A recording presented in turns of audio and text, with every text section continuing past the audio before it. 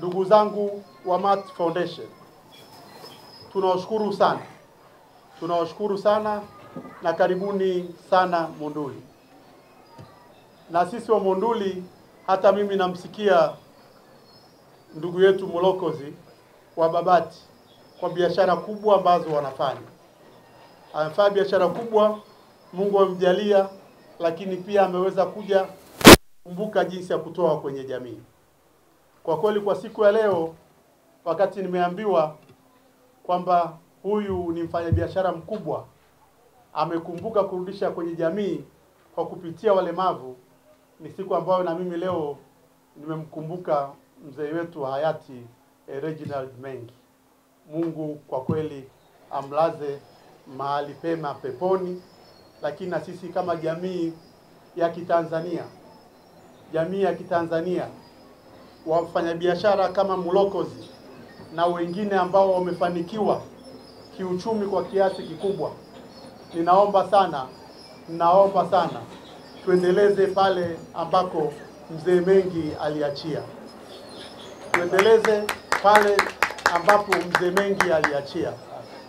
Mzee Mengi alifanya kazi kubwa, na kila siku cha muhimu ilikuwa kuendelea kuwapa matumaini na kuwaita kwenye chakula kile na tafrija kubwa ya kifahari ambayo wote wa Tanzania wengi tunaikumbuka.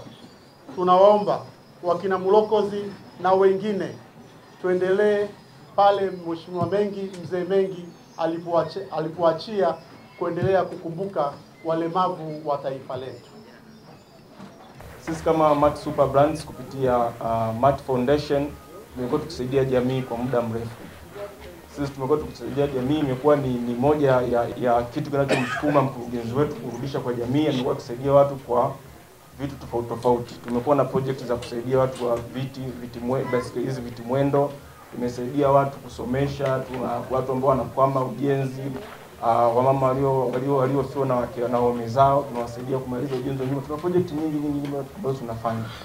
So siku ya leo imetupendeza sana kufika hapa, kwa sababu hawa SAIWASO waliokuja ofisini kwetu haikuwa ngumu kuwa support, kwa sababu hakika tumekuwa tukifanya, imekuwa ni rahisi sana kuwa support, kwamba tuwafikie jamii, tuweze kuwasaidia walemavu hawa wafikie ndoto zao. Walemavu hao pia wana ndoto, japokuwa wengi wanaona kwamba ni walemavu, lakini pia wana ndoto zao, na ukiwa empower utawasaidia wao kuweza kufika sehemu fulani.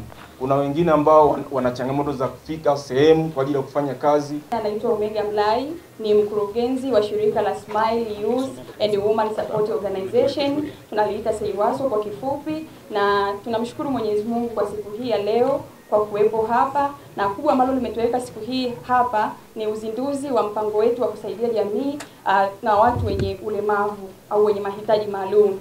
Na tumeandaa uzinduzi huu rasmi eneo hili kwa sababu ni eneo pekee ambalo tunatekeleza mradi huu ndani ya kijiji cha Mbuyuni, katika kata 3 za kijiji hiki, katika kata ya Makuyuni. Mheshimiwa mgeni rasmi, licha ya mpango huu au jitihada za kusaidia jamii hii, tumekuja na vitu mbalimbali ambavyo tumeshafanya research na kugundua mahitaji makubwa ya watoto wenye ulemavu ndani ya kijiji hiki, na tutagawa leo baadhi ya wheelchair, lakini pia tutagawa viti mwendo pamoja na vifaa vya shule kwa wanafunzi au wale watoto ambao ni walemavu wenye uwezo wa kwenda shuleni. Zaidi ya yote, hatutaishia hapa. Huu ni mpango endelevu, tutaendelea kutoa elimu kwa jamii hii juu ya umuhimu na haki za hawa watu ambao wana ulemavu au watoto ambao wana ulemavu, kwani tumeona changamoto kubwa ni ukosefu wa elimu. Tumesikia hapa kabla mgeni rasmi hujafika, kuna matukio mengi na makubwa ya kusikitisha ambayo yanaendelea kwenye kata hii na kijiji hiki. Kuna walemavu ambao mpaka wameozea ndani, kufikia juzi wameoza ndani, lakini tunaendelea kupambana na tunaomba uendelee kutushika na kutuunga mkono. Kuna changamoto mbalimbali ambazo tumeziona, bado hatujaweza kuzikabili, lakini na mimi kwa uwepo wako siku ya leo unaweza ukasema neno na tukaendelea kuwashika na kuwasaidia hao watoto wenye ulemavu.